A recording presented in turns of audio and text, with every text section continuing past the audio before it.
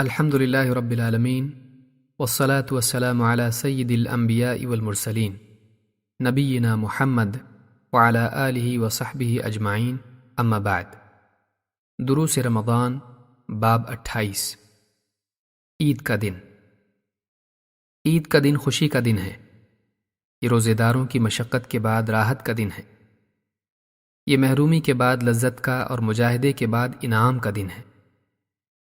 اسلام میں اگرچہ سادگی اور زہد کی ترغیب دی گئی ہے، لیکن اسی کے ساتھ مختلف مواقع پر ان کی مناسبت سے دنیاوی زینت اختیار کرنے کی بھی ترغیب دی گئی ہے۔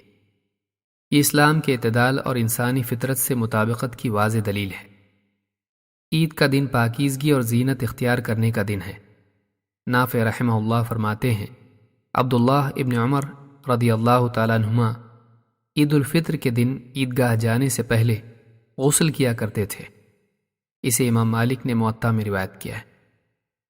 عید کے دن غسل کرنا لازم نہیں، البتہ مستحب ہے۔ یہ بھی مستحب ہے کہ مسلمان اپنے لباس میں سے بہترین لباس پہن کر عید کی نماز کے لیے جائیں۔ ضروری نہیں کہ لباس نیا ہو، بلکہ اپنے کپڑوں میں سے بہترین لباس پہن کر نماز عید کے لیے جانا بھی کافی ہے۔ نافع رحمہ اللہ فرماتے ہیں، ابن عمر رضی اللہ تعالیٰ عنہما عیدین میں اپنا سب سے اچھا لباس پہنا کرتے تھے۔ اسے امام البیہقی نے اپنی سنن میں روایت کیا ہے۔ عید زندگی بھر کے مجاہدوں کے بعد مشقتوں سے نجات کے دن کی یاد دہانی ہے۔ یہ دنیا کی تکلیفوں اور رنج و غم سے آزادی کے دن کو یاد دلانے والا دن ہے۔ رمضان میں کھانے پینے سے محرومی کے تسلسل کے بعد عید کا دن ہوتا ہے، جس میں ایک مومن کھاتا پیتا ہے، بہترین لباس پہنتا ہے اور اللہ کا شکر ادا کرتا ہے، اپنے دوست و احباب اور رشتہ داروں سے مل کر خوش ہوتا ہے۔ بس اسی طرح دنیا کے اس دارالامتحان سے نکل کر ایک مومن آخرت کی جنت میں داخل ہوگا اور سایہ دار باغوں میں بہترین لباس پہنے اہل جنت کے ساتھ خوش و خرم زندگی گزارے گا۔ عید کا دن جنت میں داخلے کا دن یاد دلاتا ہے اور اس دن کی تیاری کے لیے ایک بندہ مومن کو آمادہ کرتا ہے۔ عید روزوں کے ختم ہونے کا دن ہے، لہٰذا اس دن عیدگاہ جاتے وقت کچھ کھا کر ہی جانا چاہیے۔ عید کے دن روزہ رکھنا جائز نہیں، بلکہ عیدگاہ جانے سے قبل طاق عدد کھجوریں کھانا نبی کریم صلی اللہ علیہ وسلم کی سنت مبارکہ ہے۔ طاق سے مراد 1، 3 اور 5 وغیرہ ہیں، لیکن چونکہ حدیث میں طاق کھجوروں کا ذکر ہے جس سے 2 سے زیادہ کھجوریں مراد ہیں، لہٰذا کم از کم 3 کھجوریں کھا کر ہی عیدگاہ جانا چاہیے۔ انس بن مالک رضی اللہ تعالیٰ عنہ فرماتے ہیں، رسول اکرم صلی اللہ علیہ وسلم عید الفطر کے دن نماز کے لیے طاق عدد کھجوریں کھائے بغیر نہیں نکلتے تھے۔ اس حدیث کو امام بخاری نے روایت کیا ہے۔ عید کے دن ایک دوسرے سے کیا کہیں؟ ہر قوم کے افراد آپس میں ایک دوسرے سے ملتے ہیں تو کچھ نہ کچھ کلمات تحیہ کے طور پر کہتے ہیں۔ اسلام میں بھی ملاقات کے وقت ایک دوسرے کو سلام کرنے کی تعلیم دی گئی ہے۔ سلام نہ صرف آپس میں ایک دوسرے کے لیے سلامتی اور اللہ کی رحمت و برکت کی دعا ہے، بلکہ وہ اپنے دل کو دوسرے مسلمانوں کے لیے کھوٹ سے پاک کرنے کا بھی ذریعہ ہے۔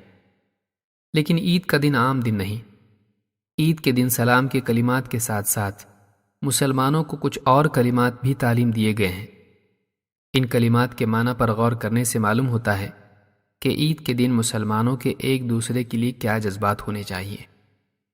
جبیر ابن نفیر رحمہ اللہ فرماتے ہیں، رسول کریم صلی اللہ علیہ وسلم کے صحابہ جب عید کے دن ایک دوسرے سے ملتے تو کہتے، تقبل اللہ منا و منک، اللہ ہم سے اور آپ سے قبول فرمائے۔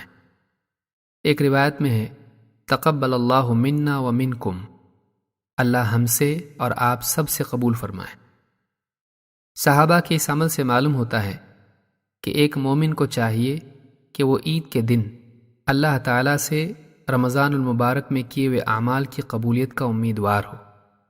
یہ احساس اس پر اس قدر غالب ہو کہ خود اپنے لیے بھی اور اپنے مسلمان بھائیوں کے لیے بھی ان جذبات کا اظہار دعا کی شکل میں کرنے لگے۔ وہ اپنے اور اپنے مسلمان بھائیوں کے لیے اللہ تعالیٰ سے قبولیت و مغفرت کا طالب ہو۔ اسلام خیر خواہی کا دین ہے اور مومن ہر حال میں خیر خواہ ہوتا ہے۔ عید کا دن اسی خیر خواہی کے اظہار کا دن ہے۔ بلا شبہ عید کا دن خوشی کا دن ہے، لیکن اسلام ایک مسلمان کو خوشی کے مواقع پر بھی شریعت کی حدیں پار کرنے کی اجازت نہیں دیتا۔ چاہے خوشی کا موقع ہو یا غم کا، ایک مسلمان کو چاہیے کہ وہ اللہ تعالیٰ کو ناراض کرنے والا کوئی کام نہ کرے۔ بعض مسلمان رمضان کے ختم ہوتے ہی اسلام اور شریعت کی پابندیوں کو ایک دم سے بھول جاتے ہیں۔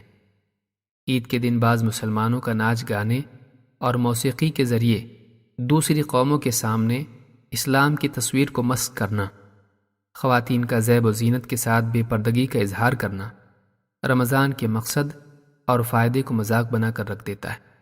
اس سے بڑھ کر اسلام کا مذاق کیا ہو سکتا ہے کہ ایک مسلمان رمضان کا پورا مہینہ شریعت کی پابندی میں گزارے، لیکن جیسے ہی یہ مہینہ ختم ہو جائے وہ اللہ کی حرام کی ہوئی چیزوں میں جا پڑے۔